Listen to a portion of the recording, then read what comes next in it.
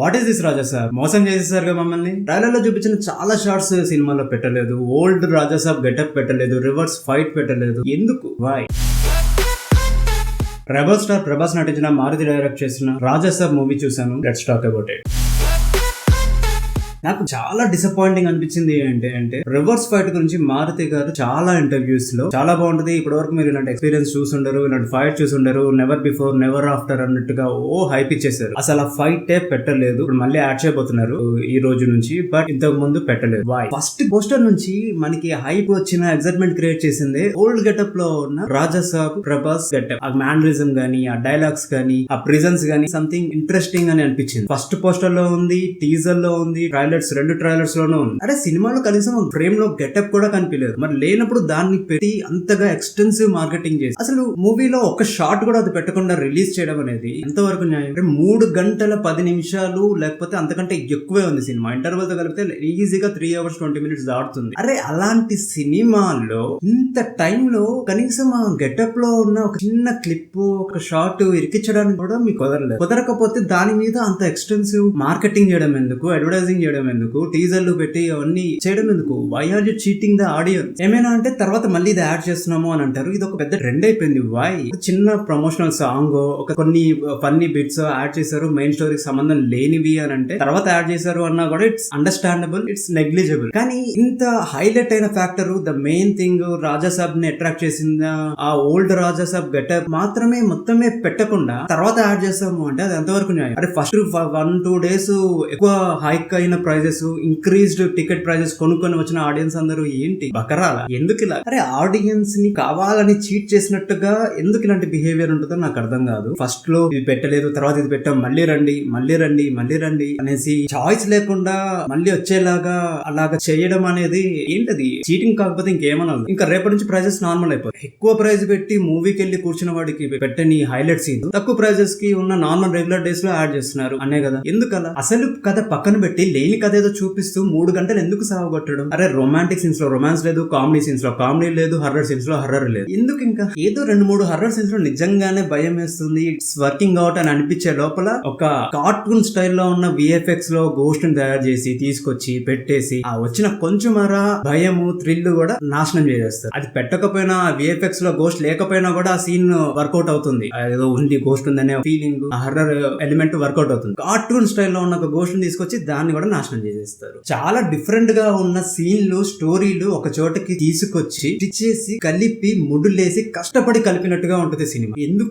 Natural flow లో జరిగినట్టుగా present చేయొచ్చు కదా. మారుతి గారు ఫస్ట్ టైం డైరెక్టర్ కాదు, ఏ టెక్నీషియన్ ఫస్ట్ టైం కాదు, ఇది లో బడ్జెట్ లో తీసింది కాదు, అందరు ఎక్స్పీరియన్స్ పీపుల్. ఎందుకు ఇలాంటి ముక్కలు సినిమా ప్రొడక్ట్ ని క్రియేట్ చేస్తారు? So coming to actual negatives of the film, మూవీలో కంటిన్యూటీ లేదు. ఏ సీన్ ప్రాపర్ గా ఎండ్ అవ్వదు, నెక్స్ట్ సీన్ లో ప్రాపర్ గా బ్లెండ్ అవ్వదు. ఎందుకో అర్థం కాదు. క్యారెక్టర్స్ ఇంతకుముందు సీన్ లో భయపడితే ఈ సీన్ లో భయం ఉండదు. ఇంతకుముందు సీన్ లో ఒక చోట ట్రాప్ అయినట్టు చూపిస్తే ఆ ట్రాప్ అయిన ఫీలింగ్ లో ఉండరు. ఈ క్యారెక్టర్స్ చాలా నార్మల్ గా బిహేవ్ చేస్తారు. ఫస్ట్ హాఫ్ లో హీరోయిన్స్ తెలిసిన కథనే సెకండ్ హాఫ్ లో తెలియనట్టుగా బిహేవ్ చేస్తుంటారు. నువ్వు తను ఎందుకు ప్రేమిస్తున్నావు, తను తినేనా, ఇది అదేనా, అది ఇదేనా అని కంటిన్యూటీ ఉండదు క్యారెక్టరైజేషన్ కి, యాక్టింగ్ కి, సీన్ లో. లిటరల్లీ చాలా రాండంగా సీన్ అనుకుని రాసేసి తీసేసి కలిపిచట్టే ఉంటది. కానీ ఒక actual story plot line continuous గా జరిగినట్టు అనిపిస్తుంది. ప్యాలెస్ లో దెయ్యం ఉంటుంది, సంజయ్ దత్ గారి దెయ్యం ఉంటుంది, హాంటెడ్, లోపలికి బయటకు వెళ్ళలేము అన్నట్టుగా ప్రెజెంట్ చేస్తారు కదా. నిజానికి అది దెయ్యాల ప్యాలెస్ లాగానే లేదు. ఒక మంచి 5-star హోటల్ లా ఉంది. రాజా సాబ్ ముగ్గురు హీరోయిన్స్ నేసుకుని హనీమూన్ ట్రిప్ వెళ్ళినట్టుగా. కొన్ని కామెడీ సీన్స్ లో అలా ప్రెజెంట్ చేస్తే ఓకే, బట్ మూవీ అంతా అలానే అనిపించింది. ఇప్పుడు రియల్ గా ఒక హాంటెడ్ మ్యాన్షన్ లాంటి వైబ్స్ ఉన్న దాంట్లో వీళ్ళు హనీమూన్ ట్రిప్ లాగా వెళ్తున్నారు, బిహేవ్ చేస్తున్నారు అనేది ఒక రకమైన నాన్ సింక్ లో ఉన్న కామెడీ అనుకో. బట్ అది literally honeymoon trip 5-star hotel లానే ఉంటది. వీళ్ళకి అవన్నీ ఉంటాయి. ఇక్కడ కామెడీ ఏముంది? పోనీ వీళ్ళు చేసే జోకులు ఏమైనా పండాయా అంటే లిటరల్ గా చెప్తున్నాను. సప్తగిరి గారు ఉంటారు, చాలా స్మాల్ డ్యూరేషన్ లో ఉంటారు. ఆయన వచ్చినప్పుడు జోకులు పండాయి. సత్య ఉంటారు, సత్య వచ్చినప్పుడు జోకులు పండాయి. ఇంకెప్పుడు జోకులు పండవు. సంజయ్ దత్ గారి దెయ్యము ఎప్పుడు, ఎందుకు, ఎలా వస్తారో, ఏం చేస్తారో, ఎందుకు చేస్తారో, ఎప్పుడు వెళ్ళిపోతాడో అర్థం కాదు, చూపించారు. లిటరల్లీ సంజయ్ దత్ గారి దెయ్యం లాగా మారిన ఇది ఇక్కడ ఉందనుకో, ప్రభాస్ గారు నడుచుకుంటే పక్కకి వెళ్ళిపోతారు, నెక్స్ట్ సీన్ స్టార్ట్ అయిపోతుంది. ఏం చేసింది? ఒక మమ్మీ రిటర్న్స్ లాంటి దెయ్యం లాంటి గెటప్ లో సంజయ్ దత్ గారు వచ్చి ఇక్కడ నుంచున్నప్పుడు ప్రభాస్ గారు నడుచుకుంటూ పక్కకి వెళ్తే అయిపోయినట్టేనా? లైక్ కనీసం అట్లీస్ట్ ఆ సంజయ్ దత్ గారి ఆత్మ నవ్వుతూ ఇంకా మాట మొదలైంది అనేసి డిసప్పాయింట్ అయిపోవడము అలాంటివి చూపించాలి కదా, ఏముండదు. చాలా ఇరిటేటింగ్ గా సీన్లు కట్ అయిపోతూ ఉంటాయి, ఎండ్ అయిపోతూ ఉంటాయి, వేరే సీన్ లోకి వెళ్ళిపోతూ ఉంటాయి. సంజయ్ దత్ గారి గోస్ట్ క్యారెక్టర్ ని చాలా లైట్ గా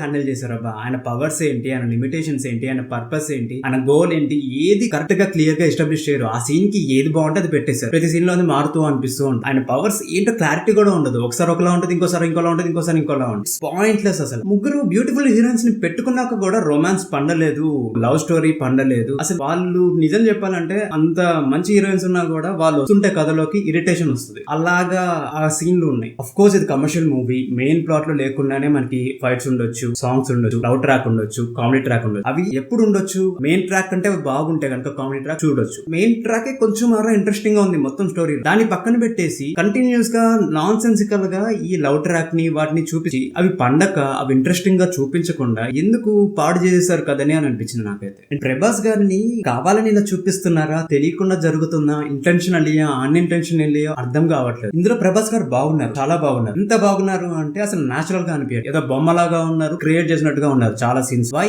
నాచురల్ గా కనిపించచ్చు కదా. మొత్తం అంతా కాకపోయినా గ్లామర్ సీన్స్ విడిగా ఉంటాయి, ఇంట్రొడక్షన్ సీన్స్ గానీ, రొమాంటిక్ సీన్స్ గానీ, ఓకే. నార్మల్ సీన్స్ లో నాచురల్ గా ఉండాలి కదా.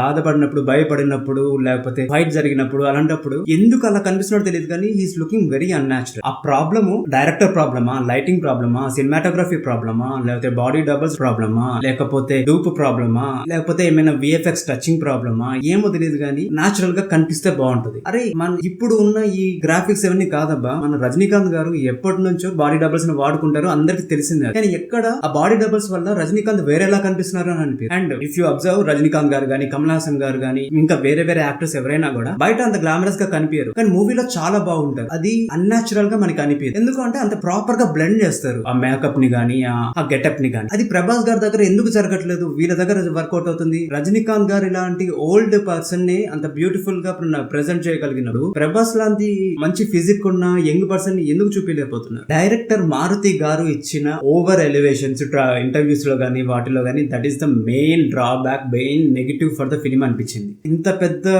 బడ్జెట్ లో, ఇంత పెద్ద స్టార్ తో ఇలాంటి ఫిలిం ని ఎవ్వరూ సాటిస్ఫై అవ్వలేరు. సగంలో కుక్ చేసి ఆపేశారు అని ఉన్నట్టు ఉంటుంది సగం సీన్లు. మిగిలిన సగం సీన్లు అసలు కుకే చేయలేదు అనిపిస్తూ ఉంటుంది. ఆ గ్రాఫిక్స్ బాగున్నాయి, గ్రాఫిక్స్ బాగుంటే సరిపోతుందా? కథ ఉండొద్దా? అండ్ గ్రాఫిక్స్ కూడా విడివిడిగా బాగున్నాయి. ఒక ప్రాపర్ గా ఒకటే సినిమా లాగా ఏమనిపించలేదు. ఒక్కొక్కటి ఒక్కొక్కలా ఉంటుంది. ఏ గ్రాఫిక్ కి ఇంకో గ్రాఫిక్ సంబంధం ఉండదు. రాండమ్లీ అన్ని మంచిగా ఉన్నవన్నీ ఒక చోట అతికిచ్చేశారు, అతకపోయినా అతికిచ్చారు. ఫస్ట్ ఆఫ్ ఆల్ ఇలాంటి సినిమాని ఎక్స్పెక్ట్ చేయండి. సరే జరిగింది, తెలిసో తెలియకుండా వచ్చింది. వీళ్ళు ఇచ్చిన ఓవర్ ఎలివేషన్స్ వల్ల ఈ సినిమా ఎంతో బాగుంటుంది అన్నట్టుగా అనుకుని వెళ్తే అది ఇట్లాంటి సినిమా ఉండడం వల్ల ఇంకా డిసప్పాయింట్ గా ఉంటుంది. తెలిసో తెలియకో వీళ్ళు ఒక ట్రోల్ మెటీరియల్ లా అయిపోతున్నారు. ఎందుకు అలా చేస్తున్నారు? అంత ఓవర్ ఎలివేషన్స్ ఎందుకు ఇవ్వాలి? Just first day collections create చేసుకుంటే చాలు అన్నట్టుగా ఉంటారు. ఎలాంటి సినిమాను అలానే ఎక్స్పెక్టేషన్స్ క్రియేట్ చేస్తే మార్కెటింగ్ లో సినిమాకి ఇంకా పాజిటివ్ టాక్ వస్తుంది కదా. సినిమా ఒకలా ఉండి దాని ఎక్స్పెక్టేషన్స్ ఇంటర్వ్యూస్ లో గానీ, స్టేజ్ మీద ఇచ్చే డైలాగ్స్ లో గానీ, ఇంకేదో లాంటి సినిమా తీసామని చెప్పేసి యాక్చువల్ గా వచ్చే పాజిటివ్ ఇంప్రెషన్ కూడా ఇంకా పాడైపోతుంది కదా. ఎందుకు అలా చేస్తున్నారు? కమింగ్ టు ద స్టోరీలో ప్రాబ్లమ్స్ చెప్దామా అనుకుంటే first of all story problem లాగా ఉంది. ఇంకా దాని లోపల ప్రాబ్లమ్స్ వెతకాల్సిన అవసరమే లేదు. ఇది ఎందుకు అంటున్నాను అంటే there is no scope for proper female lead ఇందులో. సరే అలాంటప్పుడు రొమాన్స్ కి పెద్ద పీట వేయకూడదు, ఎమోషనల్ డ్రామా అనే రన్ చేయాలి. మరి అన్నెసరీగా ముగ్గురు హీరోయిన్ పెట్టుకుని ఒక ప్రాపర్ లవ్ స్టోరీ బిల్డ్ చేసుకున్నప్పుడు ఎందుకు ముగ్గురు హీరోయిన్లు పెట్టుకోవడం? సరే పెట్టుకున్నారు, చేంజ్ ద స్టోరీ.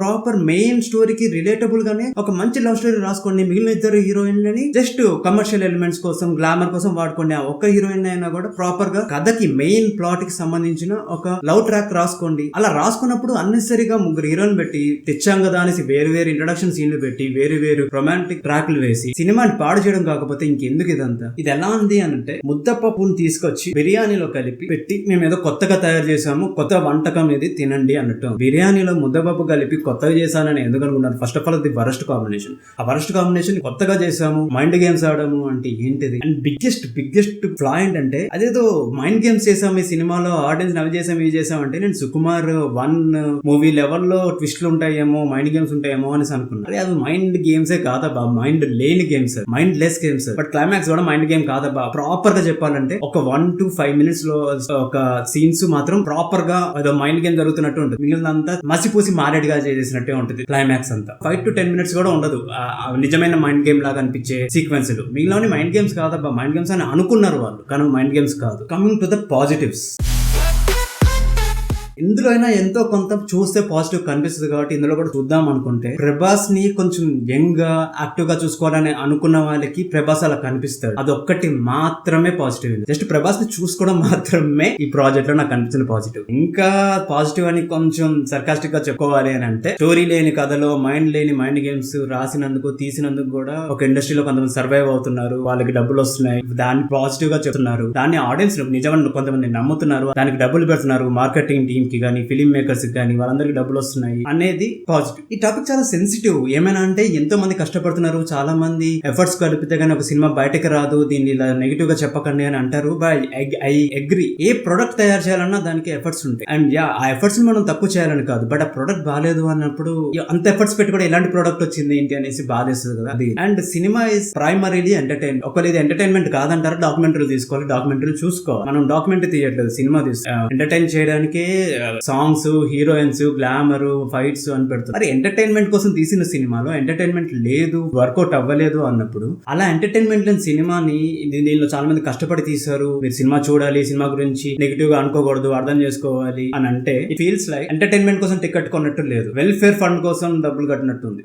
అండ్ ఆ జోకర్ గెటప్ పార్ట్ 2 లో ఉంటుంది అనేసి లాస్ట్ లో కార్టూనిష్ గా అతికిచ్చిన ఒక చిన్న క్లిప్ మాత్రమే. ఆ జోకర్ గెటప్ కి సంబంధించిన స్టోరీ గానీ, ప్లాట్ లైన్ గానీ, క్లిప్ హ్యాంగర్ గానీ ఏమీ ఉండదు, జస్ట్ అక్కడ కనిపిస్తాడు అంతే. అక్కడికి తీసుకురావడానికి కూడా ఒక మంచి మైండ్ గేమ్స్ వాడు లేకపోతే స్టోరీ రాసుకుని ఉండదు. హీరోని అదే లూనీ ట్యూన్స్ లో బన్నీ గానీ లేకపోతే వీళ్ళు ఇలా తిరుగుతూ సుడిగాల్లా మారిపోయి అక్కడికి వెళ్ళిపోతారు కదా ఫాస్ట్ గా. ఆ కైండ్ ఆఫ్ ఒక కార్టూనిస్ట్ ట్రాన్సిషన్. ప్రభాస్ గారు ఇక్కడ నుంచి ఒక కార్టూన్ లాగా మారిపోయి అక్కడికి వెళ్ళిపోతారు, అక్కడ చూస్తారు, అక్కడ జోకర్ గెటప్ లో ఉన్న ప్రభాస్ కనిపిస్తారు. ఏంటి కొంచెం రాసుకోండి అబ్బా, అక్కడికి ఎందుకు వెళ్ళాడు, ఎలా వెళ్ళాడు, ఏ రీజన్ తో వెళ్ళాడు అనేది కొంచెం స్టోరీ రాసుకోండి అబ్బా, ఎందుకంత లేజీగా కలుపుతారు. సరే ఇది చేశారు, లెట్ ఇట్ బి, అది ఒక స్టైల్ ఆఫ్ టేకింగ్, ఆయన ఓన్ స్టైల్ అనుకుందాము, అలా ట్రై చేస్తున్నాడు అనుకుందాం. మరి ఒక క్లిప్ ఊరికి అలా చూపించింది, మన ట్రైలర్ లో ఎంతసేపు ఉంటుందో అంతే ఉంటుంది సినిమాలో కూడా, మహా అయితే కొంచెం ముందు వెనక ఇంకో 10 సెకండ్లు యాడ్ చేస్తుంటే ఆ జోకర్ గెటప్. దానికి తీసుకొచ్చి ట్రైలర్ లో పెట్టి ఎందుకు అట్రాక్ట్ చేస్తున్నారు ఆడియన్స్ ని? ట్రైలర్ లో పెట్టొద్దు కదా, ట్రైలర్ లో ఈ సినిమా గురించి పెట్టండి. ఆ సినిమా అయిపోయాక ఈ క్లిప్ హ్యాంగర్ చూసి ఎగ్జైట్ అయ్యి ఆడియన్స్ బయటకు వచ్చి వాళ్ళే చెప్పుకుంటారు. మీరు ఆడియన్స్ ని ఎలా అయినా లాక్ రావాలి థియేటర్ కి, ఫస్ట్ 2-3 డేస్ లోనే మనీ కలెక్ట్ చేసేయాలి అనేసి లేని సీన్లని, అవసరం లేని సీన్లని, ఈ సినిమాకి సంబంధం లేని సీన్లని తీసుకొచ్చి ట్రైలర్ లో పెట్టి ఎందుకు? Why are you cheating audience? ఈ సినిమానే కదా, ఏ సినిమా అయినా కూడా ఇలా చేస్తే కనుక ఏమొస్తుంది మీకు? ఆడియన్స్ దగ్గర మీ మీద ఆడియన్స్ నమ్మకం పోతే నెక్స్ట్ మీకే కెరియర్ లో గానీ, మీ నెక్స్ట్ మూవీ మీద గానీ రోలింగ్స్ అవుతాయి, ఎవరు నమ్మి రారు సినిమాకి. So that's all about Raja Saab movie review. Until the next video, keep watching CS Talks Cinema.